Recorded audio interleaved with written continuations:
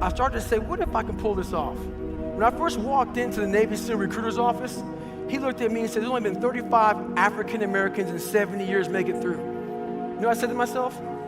What if I can be the 36th? It's the what if I can pull off a fucking miracle. What if I can become someone that no one thinks I can be?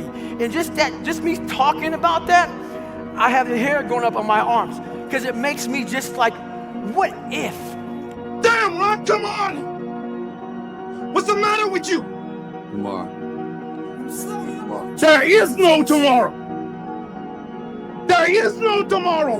Missing out on risk is that we have this big fear of this thing, when the reality is that if you risk nothing, you become nothing. You are nothing, because nothing ventured, nothing gained. You're not going to get what you want by never risking what you have. And the thing is that the things that we have aren't always material. And I think this is actually one of the big misconceptions of people who are starting out, is like, I can easily stand here and say, you were the most dangerous in the beginning because you have nothing to lose.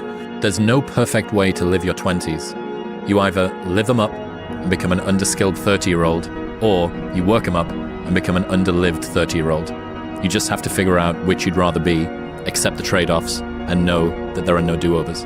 If you get to the end of your life and it's not what you wanted it to be, and you didn't create the life that you wanted to, make the money that you wanted to, have the success, the love, the happiness, travel to places that you wanted to, whose fault would it be? And I said, it'd be my fault. And he said, the problem with you is you're treating this life as if you're the victim. And what you need to realize is that everything that happens to you is your fault, and that your life won't change until you decide that you want to be the CEO of your life. There is a path between where you are and the place that you want to be. If you're not prepared to do that walk, still wanting to reach the end of the path is just guaranteeing that you're going to live an unsatisfactory life.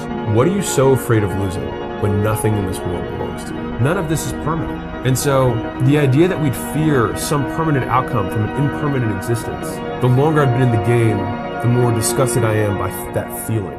Nothing great was ever accomplished by someone who was afraid to try because of what they thought other people would think or say about them. If you listen and you focus and you step out your comfort zone, you can achieve anything in life. Like I was nothing about 3 years ago. I'm here now. So I think if you listen and you focus and you just step out your comfort zone a little bit, who cares if you get embarrassed? You know, anything can be impossible. The moment you take action, your life will change.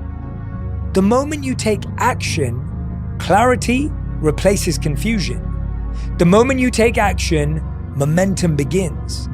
The moment you take action, the right time finally arrives. The moment you take action, you stop waiting for permission. What comes first, belief or action? Do you need to believe that you can do a thing before you can do it? Fake it until you make it is one option, but incredibly hard if you're introspective and have low self-belief and high standards.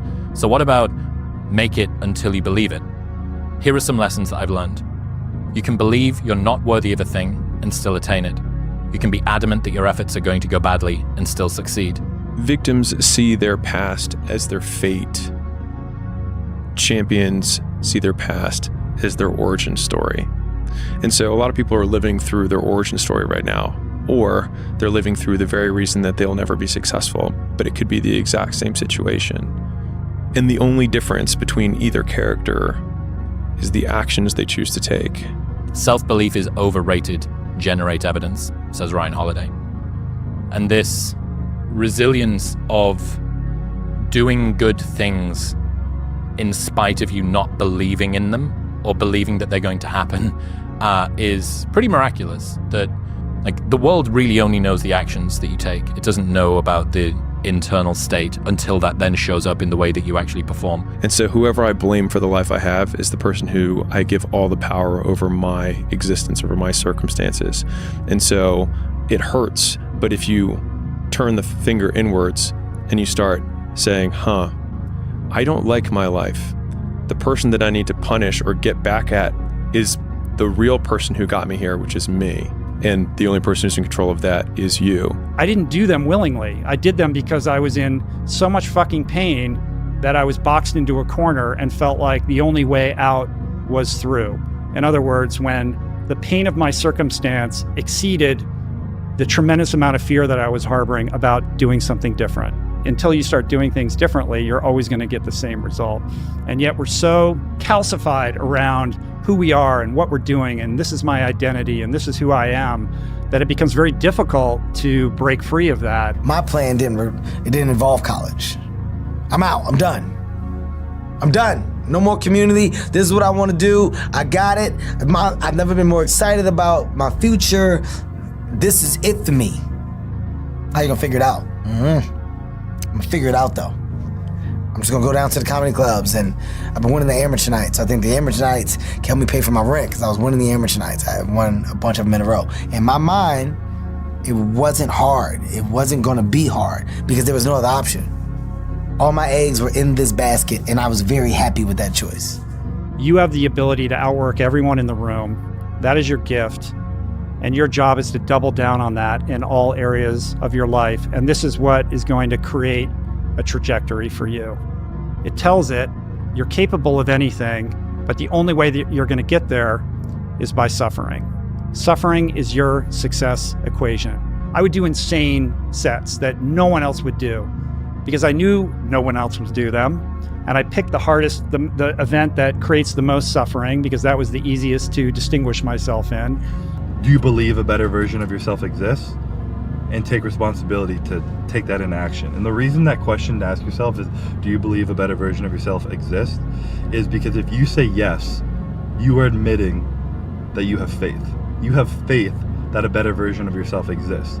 And the only way to move forward in life is by starting and just taking action. There's no book or a 12-step program or perfect way that it's going to organize things. And this sounds super trite to say, I know everyone knows that, but people still don't do it. Awareness doesn't mean anything. Action is all that matters. And then you start realizing that you can do the thing even though you don't feel good about it. And you start hypertrophying it. But I think the ultimate version of the hypertrophy, when the muscle becomes a tendon or it just becomes fused, is when you don't even consider how you feel.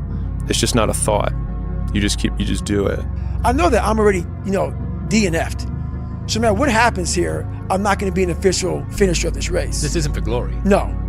This is now for the fact that you can. So either you can sit here and not and think about that for a whole year until you come back here and do this, or you can go out there for yourself and take some kind of pride in knowing that you could and you did. I have nothing to lose. And that was when, if everybody who's like at the bottom and feels like they have nothing going for them, reframe that as I have nothing going for me, which also means that I have nothing to lose by taking action, it makes you a much more dangerous person. And I think that was the flip that I've had repeatedly shown to me in my life that allowed me to take the step that I was afraid to take. The rewards you get in terms of self-esteem and self-story, what you think of yourself, will be correlated to the size of the commitment you keep when no one is watching. So if you say to yourself, I'm going to do this, when no one is watching, we don't think it's important to keep those commitments. We think lying to ourselves is there's no sort of punishment for that. I actually think the greatest consequence in life is not keeping commitments to yourself. And I think that compounds to, as we talked about, where does beliefs come from? I think it compounds as personal evidence, which is deposited in this instruction manual of who you are and how you behave and how you show up and what you're capable of. I'm going to cut off all other options. I'd heard like Will Smith say there's no reason to have plan B because it distracts from plan A. Like, it's got to be the thing. The curse of the winner is not that he aims too high and misses, but that he shoots too low and he achieves his goal. And I think that you can't have your own respect if you know that you left some in the tank, which is why going bigger and asking yourself, am I capable of this, is the only way that you can ever truly see. And you can only do that if you're willing to fail. This is your opportunity of a lifetime. Take the 5%. Go the 5% distance. It's going to be scary as all head. It will drive you to the ground. You'll fail a few times. You'll fall on your face. Get up. Keep getting up. Keep getting up. And if you don't, you have to be happy for the rest of your life. If you don't take the last 5%, you have to be happy the rest of your life knowing it went to somebody else's door. I'd say one of the strongest mental frames that has gotten me through my hardest times is thinking this will be the story that I will one day tell. And that means the harder it is, the bigger the dragon, the more epic the story, and by consequence, the more epic the hero. And if you think about the difference between winners and losers, winners define themselves by what they made happen, and losers define themselves by what happened to them. If you want to be exceptional, what you're doing right now is average or even below average. And if you want to continue to be average or below average your whole life, then continue doing this. But you need to make a serious change and start doing hard shit and letting go of the easy shit, the comfortable, pleasurable shit. Abstain from that to make a better version of yourself.